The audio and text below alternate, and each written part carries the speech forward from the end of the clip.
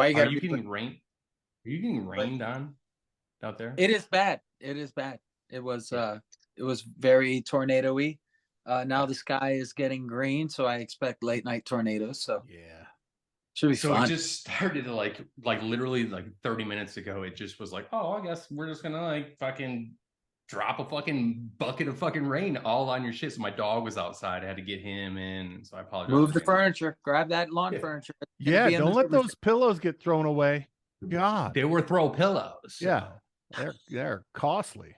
I apologize about that. Well, I feel like this is a wonderful soft opening to Making Waves, the Shiprock podcast, episode 105 for you folks out there. Yeah, 105. That's my favorite 3-digit number. Is it? I feel like you're lying. Yeah, that was untrue, and it's unhealthy to start this podcast with lies. With lies. So I'm Al McManus, and Justin Press is apparently not showing up this week. So I'm Al McManus. I'm sitting in for the lovely and the talented Justin Press. Along with me is the stalwart standby of Chad Nicefield.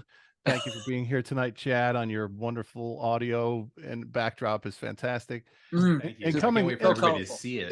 Tune in to our YouTube channels. Coming recordingly live via Zoom, and to be seen soon on YouTube. The young, the sweet, the lovely, the talented, the complex and multi-talented Elias Soriano from the rock and roll outfit Nonpoint, who have graced the Shiprock stage for many a year. And I want one of those. It's lovely to see you, Elias. I'm glad you made some time for us. How are we doing tonight? I'm wonderful. Doing good here at home after a smashing tour. So excited to be talking to my friends. What's up, y'all? Yeah. Kalamazoo, we said, right? Yes, just outside of Kalamazoo. We're in Battle Creek. Gotcha. Come on, Kellogg's, dude. That's where freaking cereal comes from, man. I thought cereal came from heaven. Yeah, well, that's called Battle Creek. Yes. Oh, okay. Elias, are you a late? Listen, because it's down the road or notwithstanding, are you a late night cereal guy? I am a late night cereal guy. I do not cereal in the morning. I'm the type of guy that, I treat cereal like popcorn. Yeah, I try to fit as much as I can of it in my mouth in every single bite. So I usually eat it out of like a punch bowl with like a soup ladle because I like big, huge monster bites. So we normally have like, because we're in Cereal City, I normally rock like 3 or 4 different kinds of cereal at any given moment in my house. What kinds? What kinds? I think that's important. Now, here's the deal. Depending on the mood, I do like to do the suicides as well. So you be mindful when you go multi-shopping and you get like a Cocoa Pebbles with like a Reese's Puffs mixed with like s'mores cereal. So you get the chocolatey with the marshmallow with the peanut butter all mixed together. Those normally mix good together. Or you could go super fruity, and you could go like Fruity Pebbles with Captain Crunch with Crunch Berry, mixed with like your Fruit Loops with marshmallow. With marshmallow. Yeah. You gotta get the Fruit Loops with marshmallow. So yeah, you mix those together. That's a tasty treat. I literally need to tweak my insulin patch right now because it's just this conversation is sending my A1C up to the numbers where it shouldn't be. Just talking about it and thinking about it, and my mouth is watering. So there is that. That's why I jump around on stage so I can eat cereal like that. Yeah, that's right. Yeah. Do you work out? Or what's your regimen like to keep? I have a Peloton.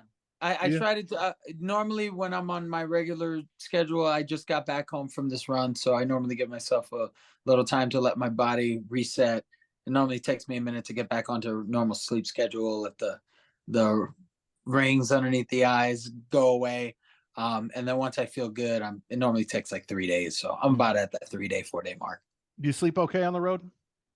Yeah, on and off. It's kind of hard, when you're in the bus, it's like somebody literally nudging you all night long, and then eventually you get used to the nudge, and then right in the middle of the night, like some asshole cuts off Chuck, our driver, and then somebody nudges you really fucking hard. And then you got to wake up. So Yeah. you're never not waking up at least once in the middle of the night to either pee or to think that you're driving off the side of a cliff to your death. Man. Fucking my And the absolute fucking nightmare was. I know the nightmare. What the fuck was that? Yeah, it's awful, man. And I was I was in an upper bunk, man, and that sucks. Yeah, You will fall out. I am lower, but that's literally why I like sleeping on the bottom, because it's as little swing sway. Yeah, as possible. Low center gravity. Hey, you have a regular bus driver then? Yes, Chuck is normally our driver when we book through AP, normally AP booking. Yeah. And Chuck is, we actually got Chuck into the business and got him in with AP. And he's my favorite driver we've ever had. He's always taken such good care of us and always been so safe. And you know, I absolutely adore that man. Like literally jump in front of a bullet kind of adore. Sure. I've met him. I've met Chuck. Chuck fucks. Chuck's the real deal. He really does care about your band. Like I met him both on the job. That's weird that happened. I met him. Why am I so blurry? Okay. I met him both on the job. I don't know what's going on right now. When you guys were on the road, and also at a festival that he just happened to be attending, and he told me that he was your bus driver. And before I had met him in person, and he spoke so fucking highly of you guys and like how much he does honestly like just care about you as people. That's cool. You know, like the fact that you're a recurring driver is huge. Yeah, he's family. He's Chucky's family. Yeah, he's been driving us for over 10 years, man, probably closer to 15. He's a man. He's the man. Yeah. Awesome. It's funny because there's a lot of like, you know, the fans may not understand. This might be a really good little interesting tidbit here for people is that value of a consistent bus driver. You know, when I was on the road, we never had a consistent bus driver. It was like whoever came with the bus. I tried to fix that over and over, but the artist I was working with just would not have it. And you're like, please let it not be. Dude, you know what it wound up being? Our drummer was my artist's drummer. It was an amazing, hilarious guy, and he would get on the bus. And he'd walk past the bus driver. Hey, how's it going? Hey, how you going?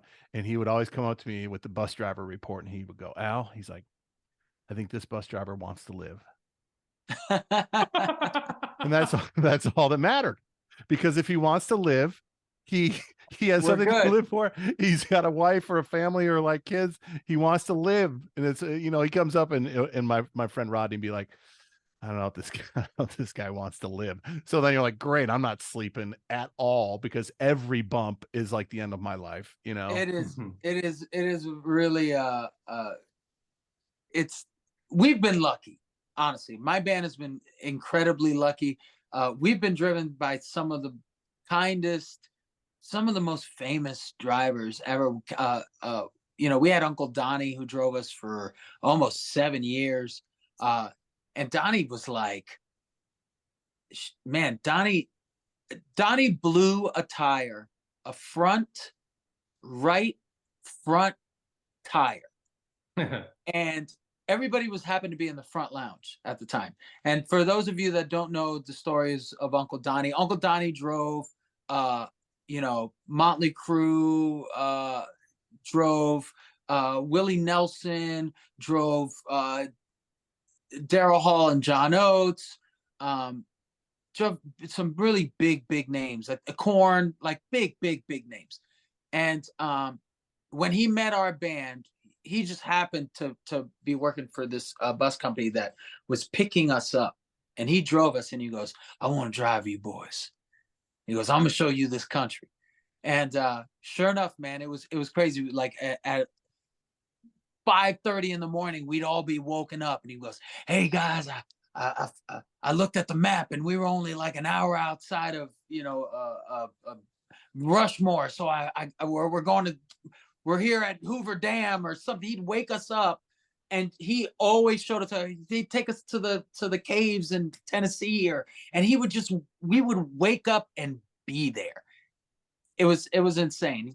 He was the guy that took us to Tombstone and like all the awesome places in the country. Uncle Donny basically took us, and he would do the overdrive, charge the company and my manager for the overdrive, and then turn around and give the cash to the band. Oh my God. Like he was the sweetest dude in the world. Yeah. So we're driving on this on side of a mountain somewhere. So the highway kind of starts to embank a little, and it has it banks, but then it's got the big drop off. There's no real like side of the road you could really pull a bus on. And he blows this tire on that side of the bus, on the bank side of the bus, and literally talked to the bus and was like, come on, baby, you're good. You're good. I got you.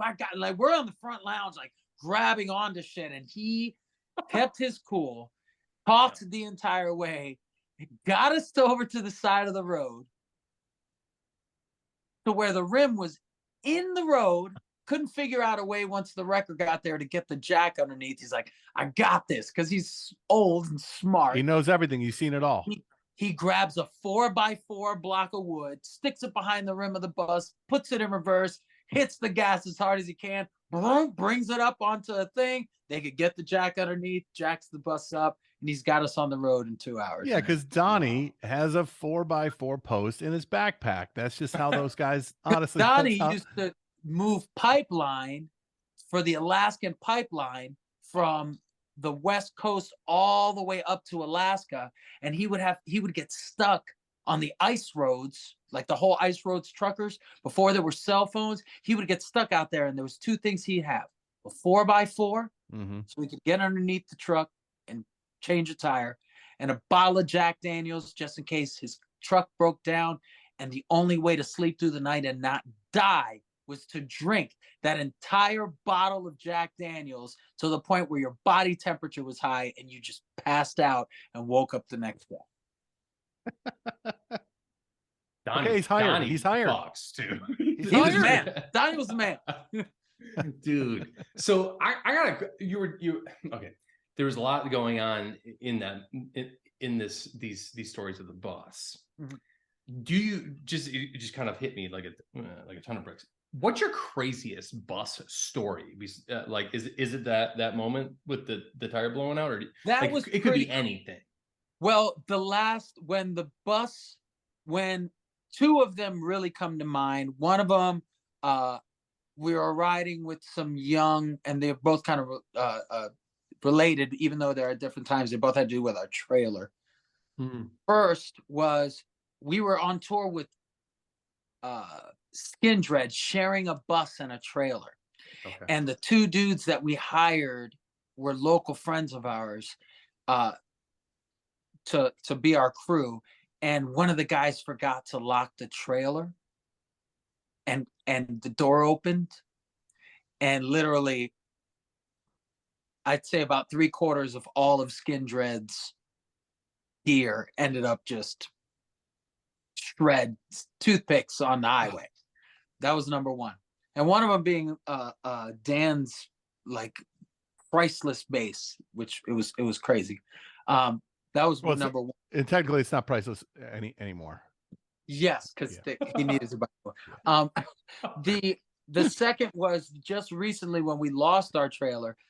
There's a part of a highway in Tennessee, in the middle of the mountain somewhere, where it's notorious for trailers to bottom out and break and accidents to happen because of how much of a difference in dip to flat it goes.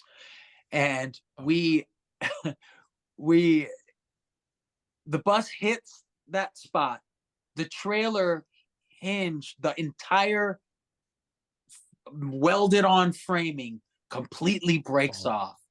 Our 10,000-pound trailer packed with gear goes barreling down the side of the highway, like basically next to behind the bus. The bus driver only realizes the trailer is off because he notices in his peripheral all of the state troopers that were just pulled over on the side of the road dealing with another bass boat that got knocked off of a truck.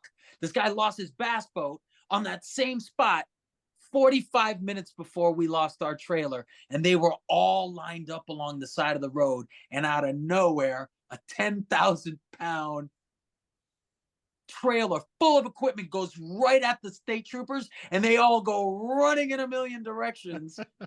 It literally almost killed a state trooper, a group of state troopers with our trailer, and then it flew off the side and rolled and landed. That was probably the most insane thing I've ever had to deal with on the road. That is fucking insane.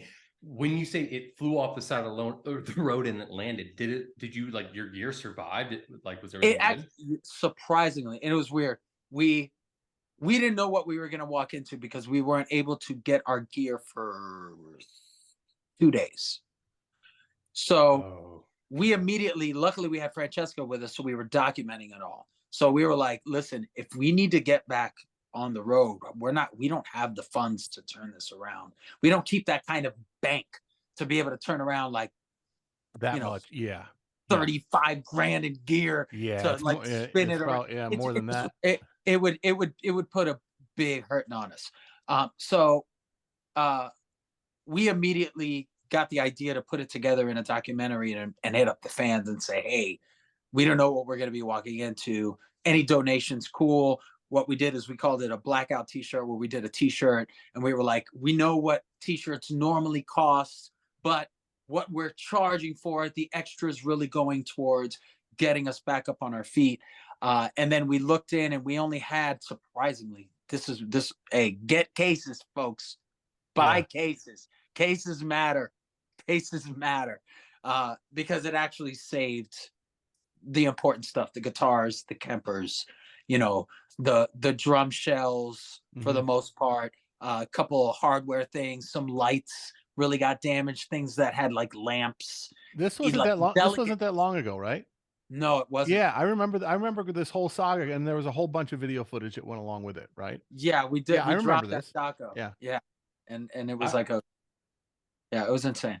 Yeah, I have to watch this directly after that. I had no idea. That t-shirt idea is genius. For one, I would assume it's a print to order, right? You weren't printing any more than the people who purchased them, right? Like, because it's a blackout. Correct. Like, that's what we. If you ordered it, we got you the size. We made it. We ordered what we needed, and basically, went from there. That's insane. I don't want to bogart this interview here, but I have to ask you a question at some point, unless Al, you have anything to dude, we're talking. Okay. Go. You have one of the craziest stories that I've ever heard that you told me in my life, period, let alone in a touring situation, just like people talking. And that is the lightning story. And I don't know if you feel comfortable about talking about it, but there's somebody, maybe it was your family. No, it was Casey's mom. That's right. Casey's mom. Casey's mother, she wrote 2 books, I think 3 books now about it. She was doing something very important for a living, making great money. This is the most insane life story I probably have ever heard. And was met with a decision whether or not to follow love or to follow career. And then literally at that moment looked up and asked God to help her make a decision. And within seconds of that, clouds came out of nowhere. Whop! She was struck by lightning. Like drifted to the other side, had an experience, wrote a book about the experience. On the other side was met by messengers that said, we'll send you back. You could stay or we could send you back. If you go back, it's going to be very difficult. It's going to be hard going, but you'll change a lot of lives. and surprisingly now she goes around and speaks about it and does this. She says, well, I want to go back. So bang, goes back. And for a long time, long recovery, months and months of recovery, having to learn how to walk again. She lost her toes because they were literally blown off. Has scarring, dealing with things, had to learn how to, speak again, that kind of stuff. A year to the day after recovery, hit by lightning again.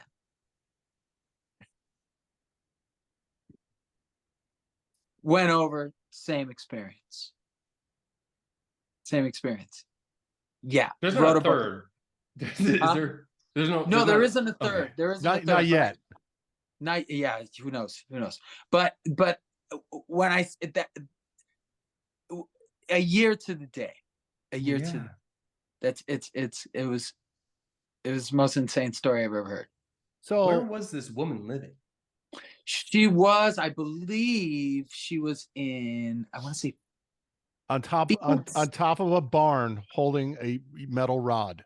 She was working for a lightning rod company. Yeah. Was it that? No, she was. I was like, shut up. That's hard. Like, That's what? hard. You're like, you left that out, Elias. God, changing people's lives. So no, it's not what happened. Yeah. When I heard the story, I was absolutely blown away. Because that's not coincidence. Those kind of that's winning the lotto twice in a year. Yeah. When she was hit, do you know anything? I don't want to pry it too much, but when she was hit by the lightning, first of all, was it choosing love or her career? Yeah, thank you. I wanted to know which way this worked out. She went love. Okay, and they were like, nope, wrong choice. Yeah, they said wrong choice. That's why she got struck again. She came out and chose love. Oh, okay, got it. I should. Yeah, my time. I should have explained that. In the story. But then when she got struck again, love, and it was like, nope, no, yeah, exactly. The price is wrong. You had love for 1 year. Yeah. Now, so this man and her are. Did he? I mean, I will find this guy. I'll personally take him down. Yeah. Casey, that's Casey's dad. That's Casey's dad. Okay. Sorry, Casey. I'm gonna kick your dad's ass. Yeah. But the idea of it is like, so a year later, right? She still in Phoenix? Yes. Oh god damn, dude. She doesn't live in Phoenix anymore, does she? Just outside Phoenix, but yeah, might be a little bit of the static. Like I don't know. I just that's it's too much of a coincidence for it to not be something.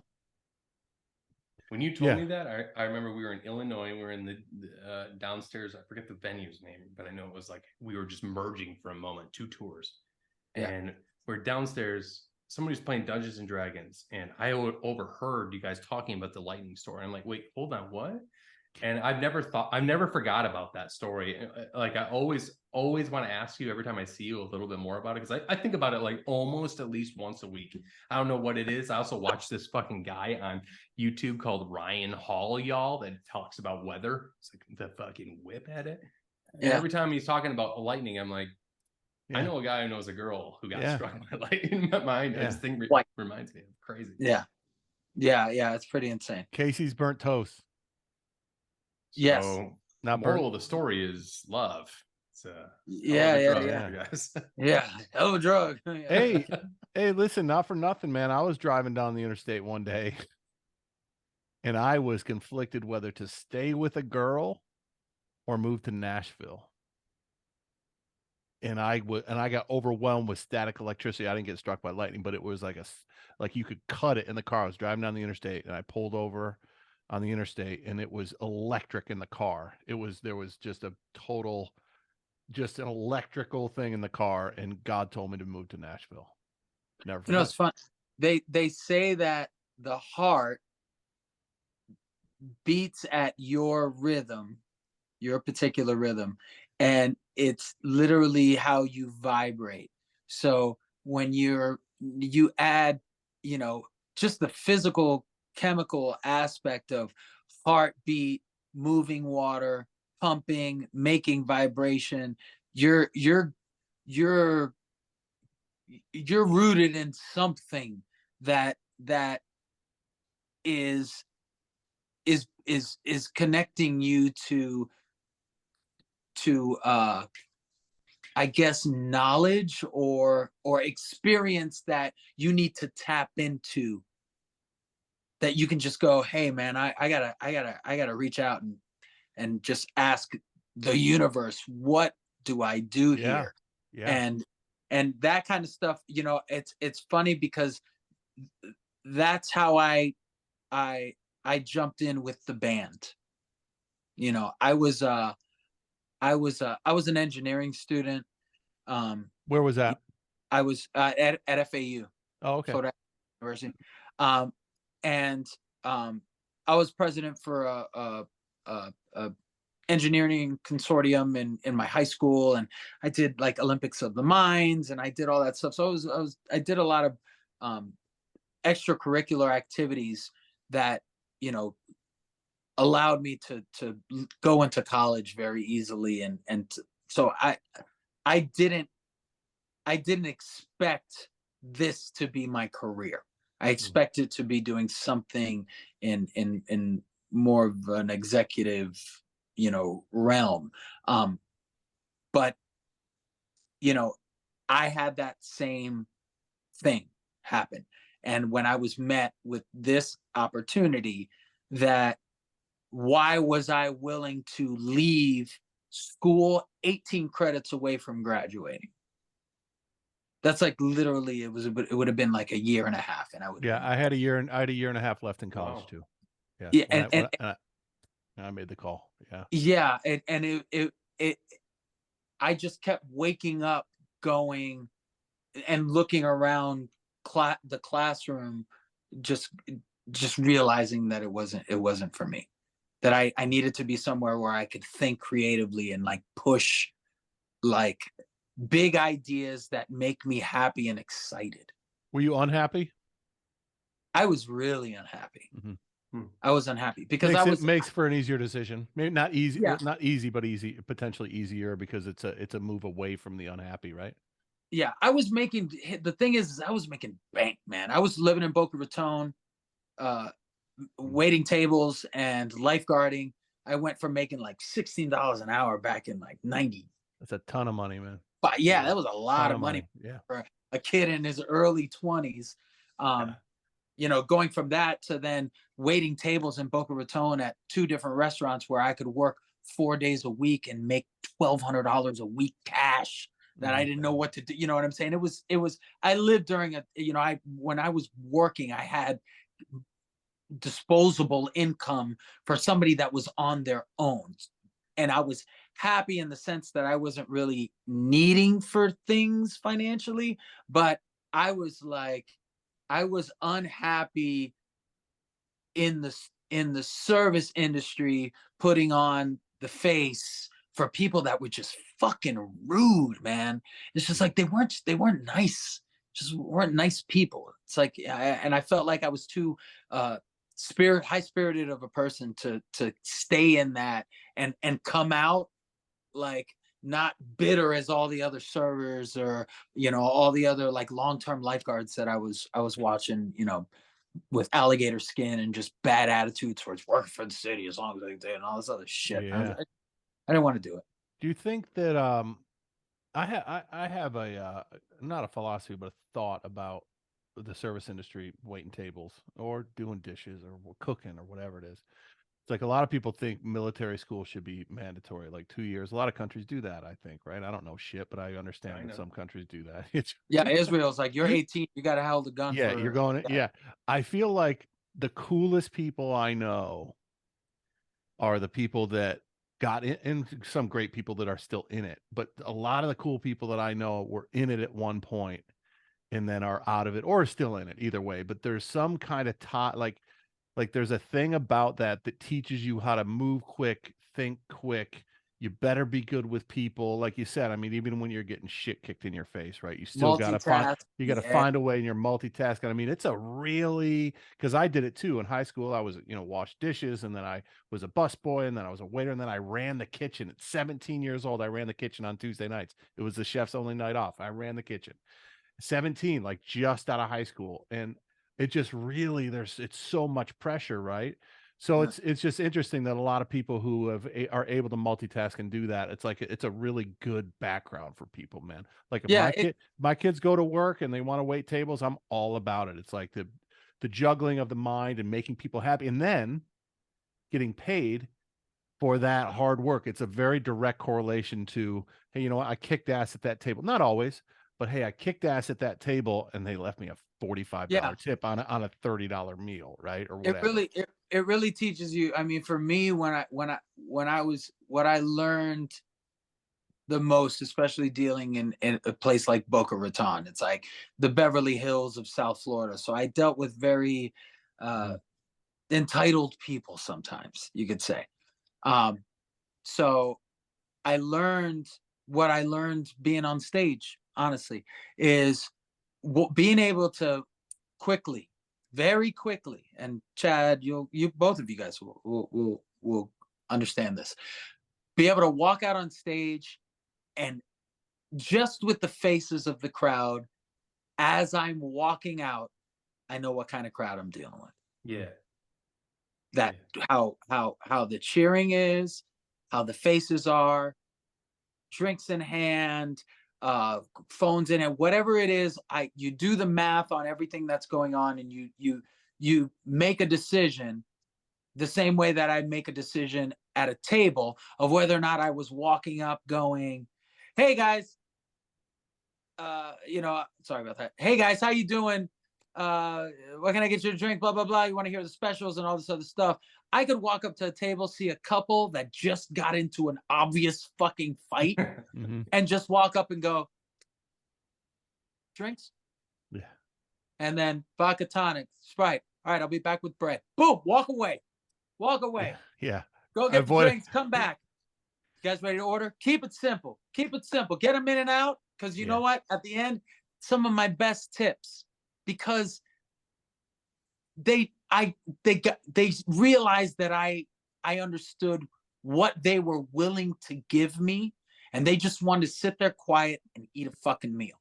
Right. And sometimes I walk out on stage in a place like LA, New Yeah. York, places where they see shows all the time and they just want to be fucking wowed by a show. And me standing up there every single song going, "Come on, guys, why won't you put your hands in the air? Why don't you fucking get a pin for me? Me, Yeah. me, me, me, me. Why don't you do it for me?" It's like that kind of realizing that just fucking put on a good show. Mhm. Just Yep. just you are able to change. It doesn't always have to be the same.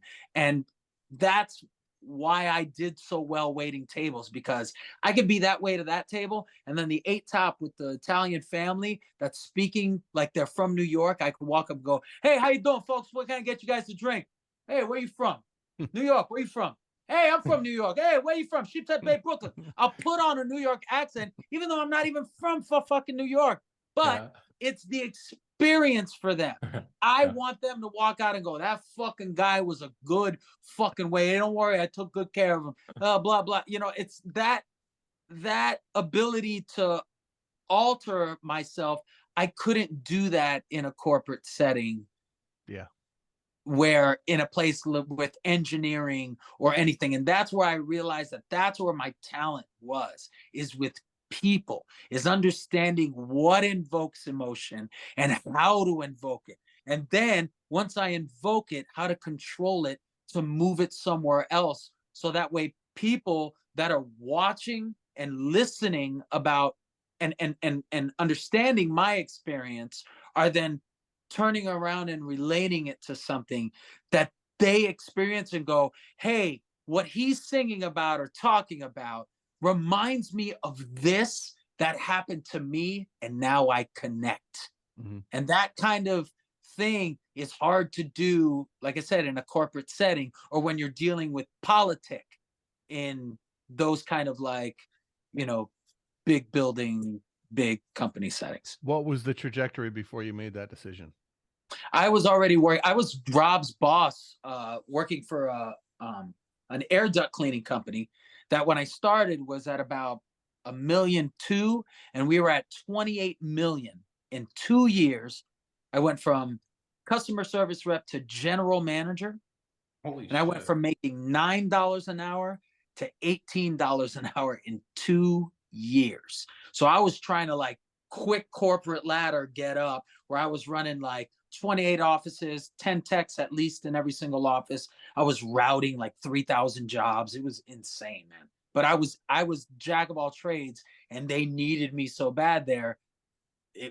I made myself valuable because every single time there was a job nobody wanted to do, I'd raise my hand and say I'd do it.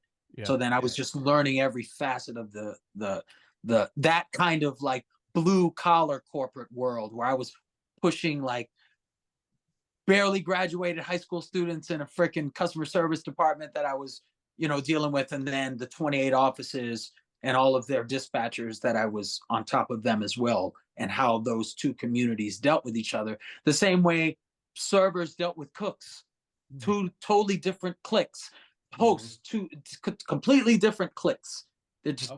They all hang out different, but they somehow have to work together. I was that liaison between them. What was the epiphany? Because you said, we talked about getting struck by lightning twice and helping and make a decision. And then I told you the story about Nashville in the car with air so thick you could cut it with a knife. What was you said that same thing happened to you. What was the epiphany? What happened in that moment?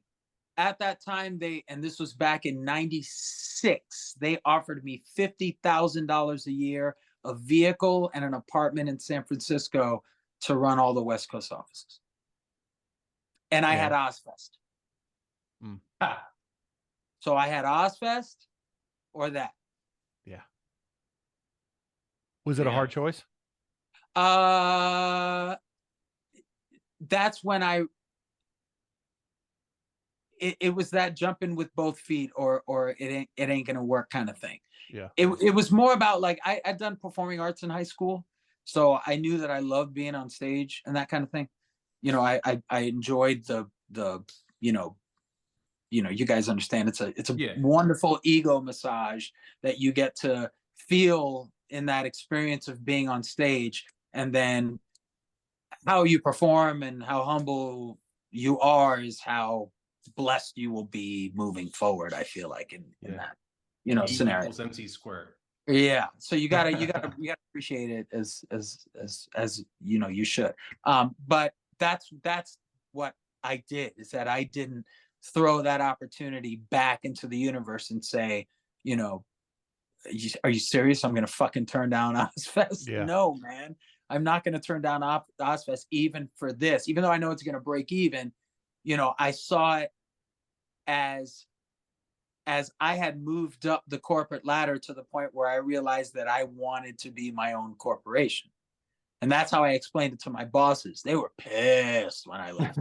Oh, they were pissed. I put in my 2 weeks, and that 2 weeks was so tough. About a week and a half into it, I was like, I'm out of here. I was like, nope, you guys are pushing it a little bit too hard for me, and I don't have to be here. So arrivederci. Yeah. Was that 99 or 2000? That was, yeah.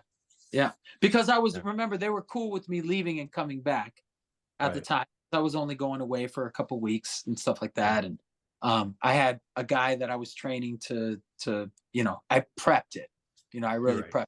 But I feel like, the ups and the downs, highs and lows of Nonpoint, right? Which you have certainly been through with, whether it's lost gear and record deals and agents and managers and all the shit from having a successful longer than average career, I would say, far longer than average, whatever average is.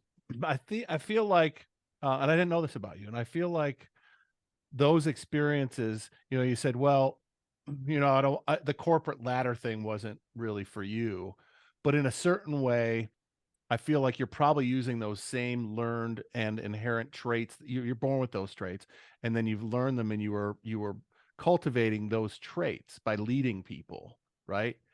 That's the only way you've been able to maintain Nonpoint, in my just rudimentary view right now. Like that, you got to have other skills. I'm not saying you left the band and went and cleaned gutters or cleaned HVAC. I'm just saying you were probably using those skills, whether you knew it or not, to navigate. Hey, this thing didn't work. I need to get something over here. We need to get these people, like all that stuff that you had in your tool belt, right? What's Yeah. funny is that I used routing because I have to always look at tours and make sure that I'm not spending on gas. Marketing, I helped with marketing. Uh, uh, you know, scaling. We scaled from 6 offices to 28 offices. You know, dealing with different personalities, different corporate level personalities and emotional personalities. You know, there were some points, you know, the reason that I did so well in that position, and it's because of the kind of like pressurized grace that I would give people that I was working over. Chad, Like Chad, new band name. Chad, our new band name. Pressurized grace, dude. grace, yes. Dude. I mean, you know, when somebody's doing it was fucked up. I would do some funny shit. If somebody was talking personally on a phone call, I knew I could hear them because they would be laughing or giggling, and nobody laughs and giggles when you're like booking a air conditioning duct cleaning. And I could tell when they were Except for like me. goofing off. I would put them on speakerphone on the loudspeakers over top, and you would hear them be like, "Yeah, baby, I'll see you after." Oh shit, I gotta go. Click. And then I would be looking over my cubicle, waiting for them to pop their head out of their cubicle and then look at me, and I would just, and that's all I would have to do, you know. But in You're that the rug, dude. Yeah. yeah, He but in ties that the room together, you know. yeah, you know. But in that same breath, I would deal with personalities like my boss, who literally pushed a computer screen off of a desk at my feet and broke it at my feet because cancellation rate went over 10%. So he's like screaming at me, red face, screaming, like, I can't believe nobody's rescheduling. Slams this fucking computer on the floor. You know what I did? Do you know what I did? I didn't bat a fucking eye. I grabbed the paperwork. I walked out into the customer service department. I pulled a chair out. I stood on the fucking chair and I went, put your customers on hold, put your customers on hold. I'm in the middle of a thing. Tell them the office is on fire. Put them on hold. I'm sorry, the office, I have to go. I put you on hold. Is up. And literally, I would stand on a chair and say, listen, if I don't hear you saying, would you like to reschedule? I catch you. I'm firing you on the spot. I'm not going to lose my job over you guys. Back on the phones. It was like that kind of like, you know, back and forth that they had, where they saw that the stuff that I didn't have to take that seriously, I didn't. And I chose my battles with my teams. And that's what I do now. Yeah. More than ever. Yeah. The wolf of Nonpoint. Yeah. Sometimes you do not, it's not that important. Sometimes it's not that important. Sometimes you got bigger fish to fry and you can get back to that other shit. Yeah, I said, God damn that you had the wherewithal that early in your human existence. It took me until like my band was broken up in all of the years to be like, it's not worth the uphill that you're about to go through, essentially, because the weight that's going to be dragging you back, they're going to leave. That weight's going to be gone. You're going to free fall if you get to the top. Do you know what it is? You know, and in our defense, and all musicians' defense, especially, you know, now that it's kind of evolved quite a bit, music, delivery, the industry, you know, everything has changed. More distro than, you know, labels now. More, everything is shifting. That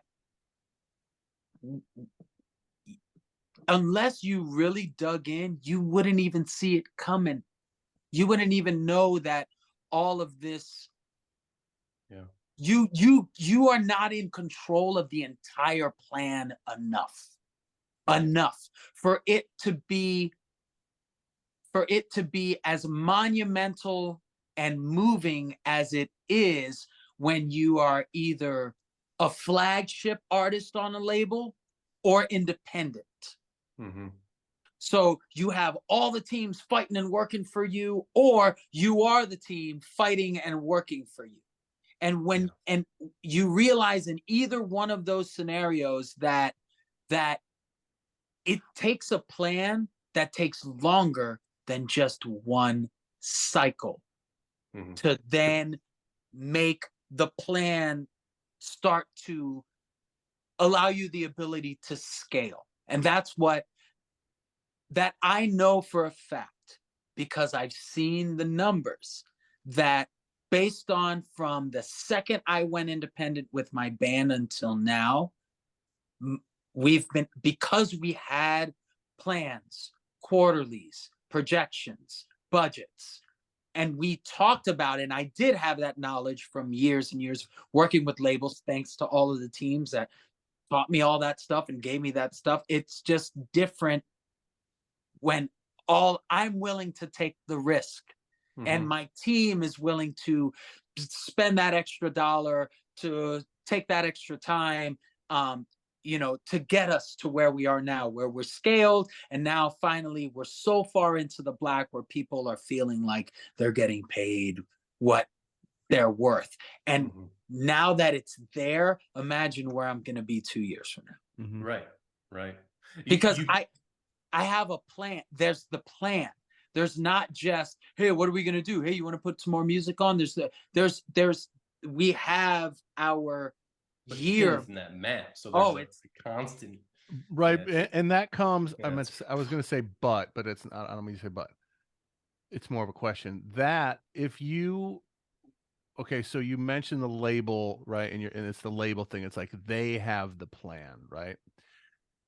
Do you think that you would be? No, let me wait. No, I mean at the time, they have their plan, right? But unfortunately, when it comes to the brand of the band, it's merchandise, it's socials, it's catalog, it's back catalog that may not be on that particular label. When all of those things are powerful entities that this guy doesn't make any money on, all of this doesn't get used. So this effort isn't as strong as it can be. Let me ask you, yes. Where I was going was when you had the initial apparatus of a record label and you were going and of a full service record label, which like you said, it shifted in such a dramatic way from when you started. I mean, you case study on what it used to be to what it is now, right? For you and the guys. Crazy. What were you as cohesive and together as a band from a band on a business standpoint, from a band in a business, right? Say it's 5 guys and going, hey, you know what? We need to be doing more or at least as much as whatever these other people are expecting or are planning for us. Or did you have, because you're young, right? And there may not be an understanding of how these things work like you have now, which is a wonderful perspective, and it's clearly showing an upward trajectory. But did you have, I'm going to say you didn't. I'm going to assume that there wasn't that thing where you felt like you had to work as hard as the label or as hard as your manager, or as hard as your publicist, because a lot of times I've seen in artistry over the years, it's like, got a label. All we got to do is this. Got a publicist. All we got to do is this. Phone's gonna ring. Correct. That shit does not happen, and it's never happened. No, I think that's why we always got deals, is because labels know that we come with a work ethic. You're matching their energy and output. And we've always had our teams, and that's what we trust as artists. And that's where I was saying that, I don't fault artists that came up between when music started up until about 10 years ago, because the labels and the music industry is a machine that has its channels and its gates and its gatekeepers and all of these things that make it all work, that everyone is integrated in. So it doesn't work without each other, which is powerful and difficult sometimes. So that's where you then get into relationship between band and label, and how much risk that label is willing to take in short term and long term. And with us, we're always thinking long term. So we have big ideas, even inside of that one album or that one cycle, that seem to never play out in a lot of cycles where you feel like, hey, second single, third single, then a fourth, that while you're going back and doing your record. Those days have been long gone. Where now people are dropping literally a song every single month because of consumption, and people are just trying to keep as much attention on those bodies of work as they possibly can. And the best way to do that is to just introduce new stuff. Because we saw that trend, we wanted to start attaching creative to it, because we started to realize that that's where content was going, and that's what people want to see from us, is more content from our music. So that takes a lot of budget, lots of videos, whether it's lots of lyric videos and photos and different merch campaigns and all these other things that are hard to get support of the music, as well as all of those other campaigns. It's hard to get that to happen sometimes, because again, the label doesn't see any of that side of the money. So for them to interject their teams, their times, and their dollars, they have to go to their shareholders and go, this is why we spent this dollar on Nonpoint. And they're like, well, we didn't see any money from that. Well, but it got Nonpoint bigger, so we're hoping it sells more of these records. That's what we as artists have always heard from that side of things. So that's where inherently we felt like we needed to try something different. And see how far we can go. And that's why we were able to do Ruthless and do that whole big launch and do a couple songs off that EP. We did a couple of releases off of one EP that was only 5 songs. So, that kind of traction off one thing really doesn't happen on a regular label. Well, and the upside is it always feels fresh, even though it's kind of a one project. It always, I don't know if that makes any sense, but it just feels like there's something that's always fresh. Yeah. Like the old is finding the new, like the discovery of it, and is it allows us in the middle of that. And it was allowing us the opportunity to change up our creative, because we want to be creative. We're coming up with new ideas every freaking week of what we want to do with our music and our visuals. So why not do that with a song attached, because it's gonna have some kind of meaning because of the work that we put into the body of work. So that's what we decided to do with our independence, is make sure that we're attaching the kind of creative, the kind of touring, the kind of production, the kind of dollars that we know, then translate to like the last tour that we just did, which was our best attended, highest attended, most loved tour, from bands to opening bands and support acts. It was probably one of the happiest. Like, everybody was in tears at the end of this tour, hugging. It didn't take till the last week of the tour for everybody to buddy up. It was like right out of the gate, day one, everyone was friends. Days off, we spent them together. We all hung out. Sky from Sumo came out and sung every night with me. Matt came out from Blacktop and sang with me. Both of them, the second to the last song of our set, second and third to the last song of our set, every single night, so that way they were able to play in front of our entire crowd. We made sure to promote like crazy. There was lines every single show, so that way all the bands got to play to gobs of people. Everyone was happy, and it's hard to do that on a freaking tour. So it was hard. It was like, for the first time in a long time, it was really, really hard to end this tour.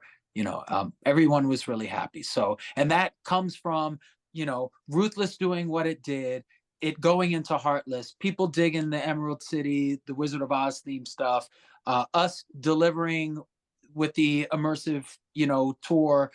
People were excited about how we were dressing up the interior of all the clubs, what the production was. They'd never seen that much lights and that much stage production from our band ever. So it was we scaled. You build trust along the way. So like the idea is, like, why they show up early is because they're going to trust who you're putting on that stage, right? Is going to be something that they're also going to, or like in general, they trust your word as bond. So and the your feel exactly, especially when we were promoting this tour, everybody understood that the two bands that were performing before us are on the bill because they were performers. Mhm. Blacktop is amazing. Matt Yeah. has one of the most fucking amazing voices I've ever heard. Same thing with Sky. It was like the 3-part harmony that we were doing with our song with Sky. It was unbelievable. Absolutely That's unbelievable. Yeah. I want to. Sorry, I didn't know you have any. Oh, No, I want to be I hate to be the hall monitor. We're up against about an hour here, but I did want to touch on a couple of things. I wanted to talk about Shiprocked. Yeah. And I wanted to talk about our new excursion, which will be, the next time you come back on Shiprock, we're definitely going to have you wait on some tables. Okay. It'll be an experience where Oh people my buy, I people will buy, fuck y'all up on how people good. buy, people buy in, and they have a chance to buy. This is $150. They get a 6-course meal, and you are the waiter. And I You feel are like not. that. I will never write anything down. I used to take 2 8-tops, so 16 people. If I would get double sat, I would take 2 8-tops and take both of their orders back to back without writing down a fucking thing. Listen, so long as you pull it off, because the moment you don't pull it off is the moment I hate your guts. I know, but I do every time, and it's I don't mess up. Chad, you know what I'm talking about, right? That's why I made so much money. Guys Coke come out and they're Coke like, Sprite iced tea or fruit punch. Coke Diet Coke Sprite iced tea or fruit punch. Don't fuck with me, son. Don't fuck with me, son. Dude, that's amazing. And filming it, dude, just getting that shit. I know, it's incredible. So I do want to talk about Shiprock, but then I feel we'd be remiss if we didn't talk a little bit about some music. Okay. So Shiprock, was that your 8th? Was that your 7th, 8th? I should know this. Maybe I'll edit this. That was my 7th. 7. And the band's 6th. Okay. So this was your 7th. So Shiprock, this was your 7th and the band's 6th, if memory serves. Yes. Editing's going to be amazing on that. Yeah, or it could be 7 and 8. So don't quote me on that. Well, Rob's gonna be like, no. Yeah. Rob will know. He's the encyclopedia. He's got it. That podcast you did the other day. Actually. So how did you fare? How was the because I know a couple of the guys in the band came up and were super cool, saying they were having a great time, and that is always super flattering to hear. Tell us about your experience on Shiprock. Yeah. Can I give a compliment? I really have to give a compliment to the booking this past year, and not so much for the headliners and us and the big guys. The up and comers that you guys had on this fucking ship this year was unbelievable. Dropout Kings, adore them. Absolutely adore them. Nova Twins. What? Yeah. What even is that? Yeah, it's crazy. What? Crazy. Just like I said this on another podcast. I have never been more excited for new music coming up in rock than I am right now. At least in like 10 years. The new cats are stretching and pushing the envelope. I love it. Absolutely. It's getting kind of raw and kind of pure again, isn't it? But still innovative and still creative. Like, everybody's like, oh, Dropout Kings, they're just rap rocking. It's nah, man. No, they're not. Those kids are having a fucking blast, and dude, I'm like corn on the they're so much fun to watch, and they're the kindest kids on the planet. And then watching Nova Twins, I got to see them up close in the atrium, not in the atrium, in the AF lounge, the back. Yes, in the AF lounge where they were really up close. Got to hear the voices and watch their hands and their pedals and all that stuff. They got those. They got hands and pedals everywhere. It's like this. Like, how the hell you do this with just 2 hands? I don't even know how they got all those hands and pedals. Great creative ideas. It's like Jack White said. It's like, you want to write a song, pick up an instrument and get in a fight with it. Yeah. And I feel like those ladies do that. They pick up their instruments, they turn on their pedal boards, and they just start kicking shit and strumming shit until something makes them stop, and you could see it. And then they're like, all right, that's cool, but let's beat it.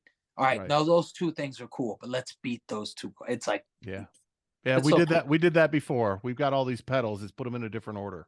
Yeah, You know, yeah. I think that, and that helps with I think that probably helps, not to say they're not creative people, but it's like they can do what they can do with just an instrument, right? And a voice, but then they've got all this other Tetris shit that every time they do something different electronically, it creates a new thing that inspires them to do another new thing, you Oh know? yeah, yeah, yeah. There's, Super I mean, helpful. Yeah. you guys know this when you hear something like if I hear something, I can immediately go, oh, that's a murder song, Yeah. or like I'll listen to it and go, that's a love song, Mhm. or I'll listen to it and go, that's an anthem. Yeah. That's a You know, song about a girl getting struck by lightning twice. correct. That's a lucky song. Yeah. Yeah.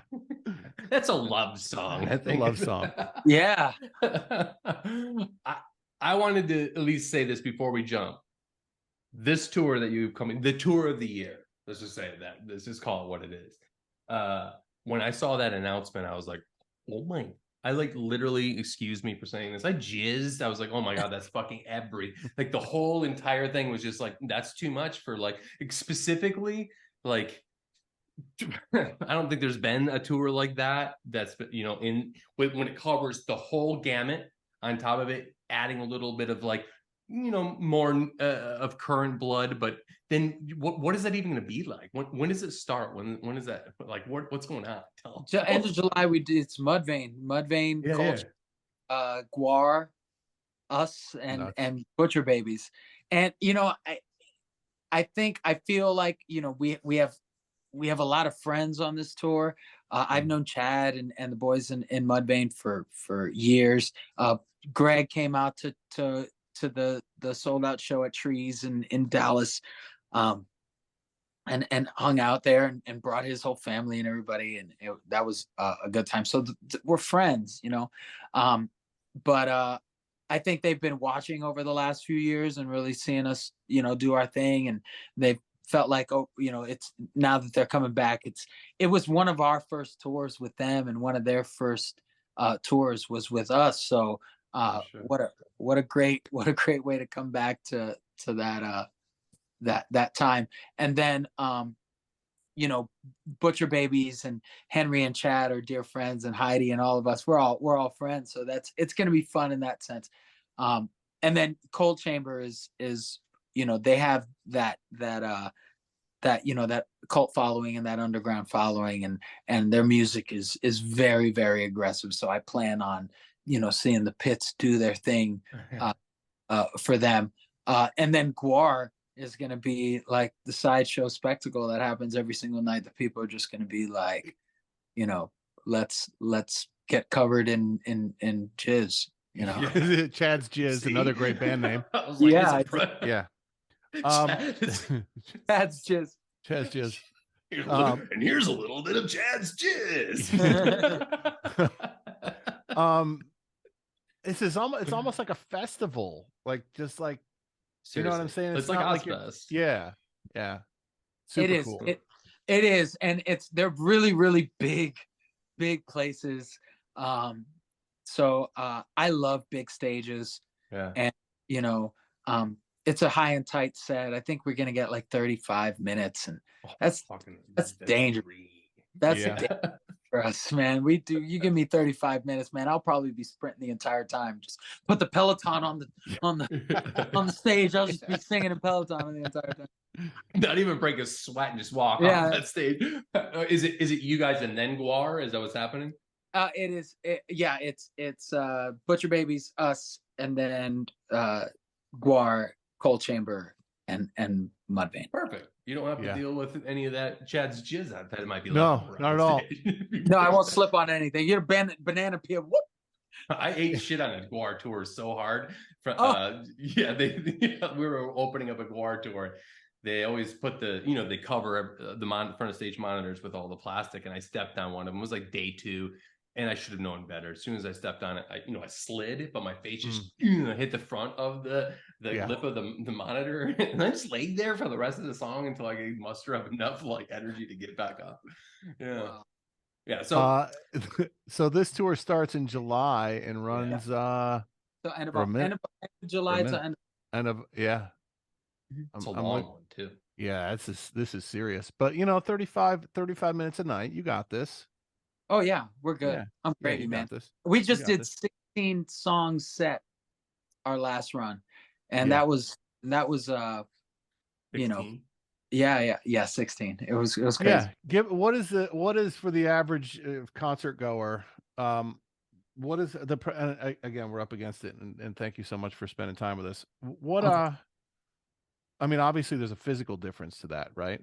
But Mhm. you can with 16, you can it's you don't have to worry about just going all guns blazing in 35 minutes, right? You've crafted a show. There's a beginning, there's a middle, there's an end. Yes, and There's we put some two stuff art in, but forms, right? It's basically two art form. It's like yeah. Well, we try to unfortunately for me, I really don't get any real breaks because our Okay. music is really screamy and aggressive. So yeah. for me it's just it's song placement. So that way Mhm. I'm not doing so many like really tough ones back to back to back to back. Yeah. And so yeah, I do give my voice a break that way. But when you have, you know, 10 records, uh Got material, man. Got to three cover it. EPs, Yeah, it's 106 hard to even do songs. 16 songs, you know what I'm saying? Yeah, Like, how do you pick, yeah. You gotta make sure you rep everything. Listen, Rob's gonna understand what I'm saying. Drum solo. He hates him, so don't say I that. know. That's why we got to do them. Sometimes he's got to get out of his comfort zone. He's gonna go out there and give the people what they want. I mean, it's not me asking; it's the public. It's the Yeah. public at large. Is that a thing? What does No. Snot say? Fuck the record. Fuck Yes. the people. Fuck the people. God. Oh man. Let's we're gonna walk the plank, Elias, right quick, and you'll figure out what this means. Yeah. Hey, so Eliza. Oh yeah, we got to do this, Eliza. Eliza. Good job. Hey, Elias.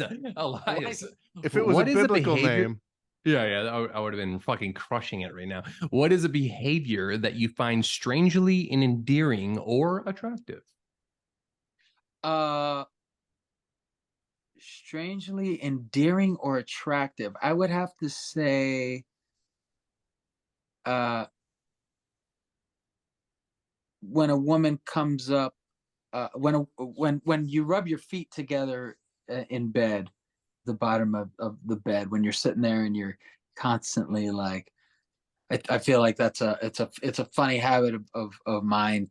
Spanish people do it a lot, I guess, but it's I always when I see people doing that, it for some reason it's weird. Great answer. how do you see people doing that in bed? Are you walking by like their beds? No, like I know I was told, somebody mentioned it to me, and then when I got married and stuff, my wife pointed it out. She's like, you rub your feet together, and I was like, that's weird. Oh, I okay, do. this is you're talking about. Yeah, Okay. but when I see other people, when I hear that other people do it, I think that's kind of Yeah. endearing. I think It's like when you see somebody with a sick mustache, and you're like, man, if I can get a sick mustache, it's gonna be so cool, right? Right. Start rubbing your feet That's the together. same thing. Yeah. I think that's it's pretty much the exact same thing as rubbing your feet under the bed. Elias, what was your favorite childhood meal? Favorite childhood meal was always Spanish food. Whenever my making Spanish food, anything Spanish. So like rice and beans with pollo guisado or arroz con pollo, or Spanish food was because I would eat plate after plate after plate. It's like I couldn't stop. I love that. All right. So to wrap this up, I don't know if we did this with you last time, but we've added a new section, and that is we're going to ask you a question from last week's guest who didn't know who this week's guest was going to be. And then after we ask the question, you give the answer, I'll tell you who that was, and then you'll get to do the same with the next week. Okay, cool? Sounds good. All right. Would you rather fight 100 duck-sized Chuck Norrises or one Chuck Norris that's sized as a duck? That sized. So the size of a duck, like Chuck Norris, size of a duck, or 100. Listen, I'm not the one Norrises. answering this. I'm not the one answering this question, but I do, for my own pleasure, want you to read the question again. I'm going to go ahead. Okay. Would you rather fight 100 duck-sized Chuck Norrises or one Chuck Norris that is the size of a duck? Okay. Hmm. Isn't that the same thing? 100. It is. That's the funny. I mean, that's 100 Chuck Norrises that are the size of a duck, and then Or one duck Chuck size. Norris that's or just one Chuck Norris. the So it's- size of a duck. Wait, it is the one same. duck, That one is the duck, trick or one question. duck the size That's of what I'm Chuck saying. It's a trick Norris. question. I'll take the one duck. Yeah, okay. Right. Yeah. So Maddie Mullins, thank you for making me eat fucking shit. What a terrible question. Let me see this again. You know, I even asked him 3 times. All right, that One, was by Maddie Mullins. or one duck the size of Chuck Norris.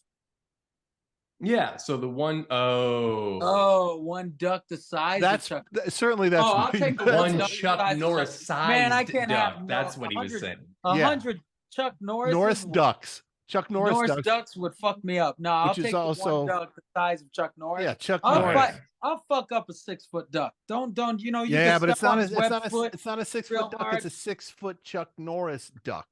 Yeah, it's really just gonna flap at me and try to hit me with his feet, so I can.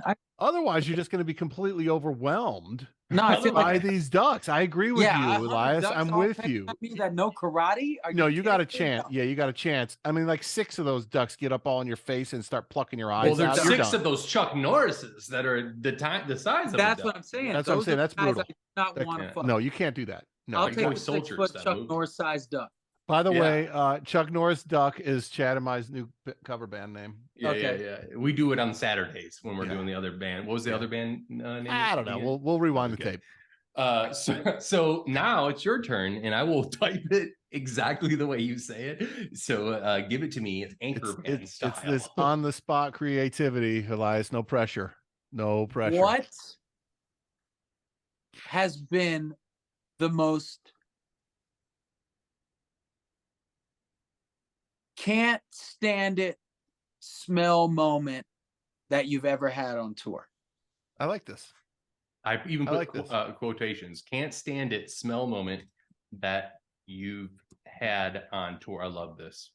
So, what has been the most can't stand it smell moment that you've had on tour?